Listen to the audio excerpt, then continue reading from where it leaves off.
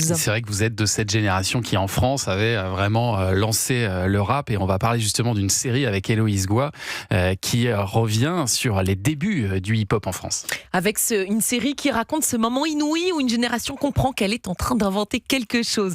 Pas si cette série risque de vous parler si vous ne l'avez pas déjà vue. C'est pas nouveau, mais c'est une pépite et ça vient d'arriver sur Netflix. Le monde de demain. Alors je vais être dithyrambique. Si vous ne l'avez jamais vu, vous qui nous écoutez, foncez. Les épisodes nous replongent dans le Paris et la banlieue des années 80, une époque de hall d'immeubles, de radio pirates, de baskets usées sur le bitume, de graffiti dans les tunnels de métro. Une époque où des ados bricolent une culture avec presque rien, sans imaginer une seconde qu'elle va bouleverser toute la musique française.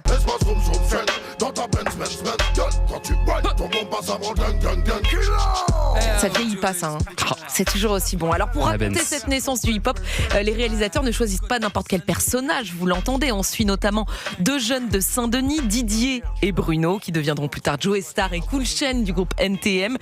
Mais vous allez voir, la série ne transforme jamais cette époque en carte postale nostalgique. Oui, il y a les survêtements flashy, des coupes improbables et les premiers ghetto blasters. Déjà rien que pour les coupes de cheveux, franchement, ça vaut le détour. Ils sont excellents, les deux qui jouent. Oui, disons qu'à cette époque, les coiffeurs avaient une... Ça ressemble à Joe Star et Cool Chain. Ouais, c'est vrai. Ils sont vraiment très Boomer et Anthony Bajon. C'est vrai qu'à cette époque, les coiffeurs avaient une confiance en eux assez bouleversante, avec des mulets triomphants. Mais derrière cette esthétique vintage, il y a surtout... mulet revient d'ailleurs. C'est vrai. La mode des années 80 et 90 revient en force. Mais derrière cette esthétique vintage de la série, il y a surtout la violence sociale, le racisme, les familles fracturées et ce besoin immense d'exister quand on a le sentiment que personne ne vous regarde. Nous, on a quoi, nous? Un pauvre terrain vague cradingue? Un pauvre lino? Il y a nos darons, là, qui flippent qu'on galère toute notre vie comme eux. Les grands génies de ce monde, personne ne les comprenait, ils crevaient seuls, incompris, ils ont baigné dans leur caca toute leur vie. Enfin bon, moi je sais pas si j'ai envie de mourir seul dans ma mère. Dans le monde de demain, on voit aussi apparaître le DJ Dynasty, la danseuse et graffeuse Lady V. Vous savez, c'était la femme de Cool Chain qui est morte très jeune dans un accident de voiture. Tous cherchent leur place, tous ont cette intuition un peu folle que leur passion peut devenir une manière de vivre. Et la série raconte ça merveilleusement bien, cet instant fragile où personne ne sait encore que quelque chose d'historique est en train de commencer. Décide de ce que tu veux faire.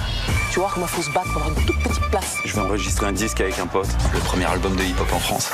Quoi le projet maintenant?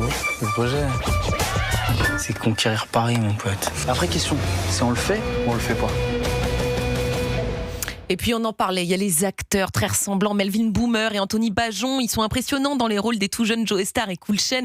Ils captent toute cette énergie, cette manière de parler, de bouger, de regarder le monde. On a parfois l'impression de voir naître les artistes sous nos yeux. Je suis encore émue quand je vous en parle, tellement cette série m'a touchée. Et ce qui est génial avec cette série, c'est que ça fonctionne parfaitement, même si vous n'écoutez pas de rap. Je l'ai conseillé à ma mère, elle a adoré, parce que c'est surtout une fiction sur la jeunesse, sur les débuts, sur cette période de la vie où on cherche désespérément ce qu'on pourrait devenir. Donc, je vous le disais, la série ne vend pas de la nostalgie.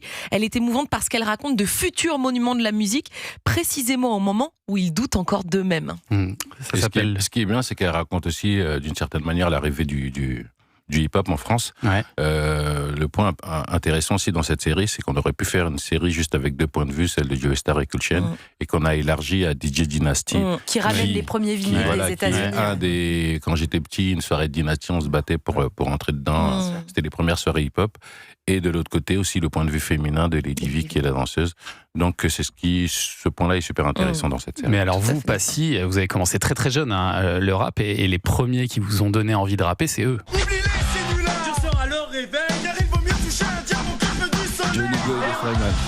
On balance pour toi.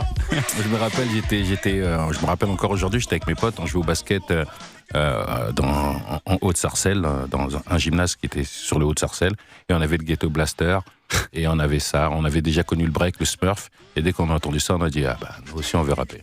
C'est ça. Vous étiez déjà fan de rap américain On était déjà fan, oui. À Sarcelles, Sarcelles c'est quand même une ville multiethnique, un gros brassage culturel, une des villes dans laquelle MTV a fait ses premiers essais en France pour nous amener une culture. Bien sûr, c'était Sarcelles. Donc avec des cousins en Haïti, des cousins aux États-Unis, donc la culture hip-hop est arrivée.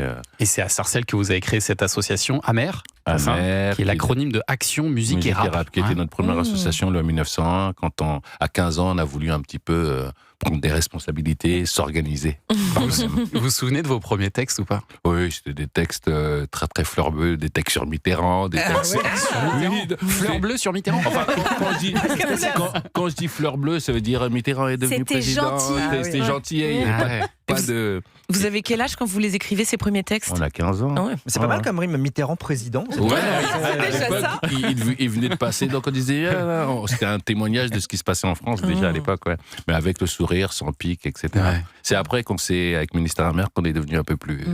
Badass. Ah oui, là, vous avez poussé le crayon un peu plus loin. Là. Oui, parce que qui dit 15 ans, association, donc il y avait aussi toutes les associations, aide aux parents, aux mamans illettrées, tel problème, association. Donc on est rentré dans l'associatif, dans un peu l'engagement. C'est Et ça. le ministère Amer, c'est un peu plus engagé. Et puis ensuite, vous allez toucher à différents styles musicaux. Passy, on va en parler, on l'a vu avec Calogero tout à l'heure, mais il y a aussi ça dont j'étais fan.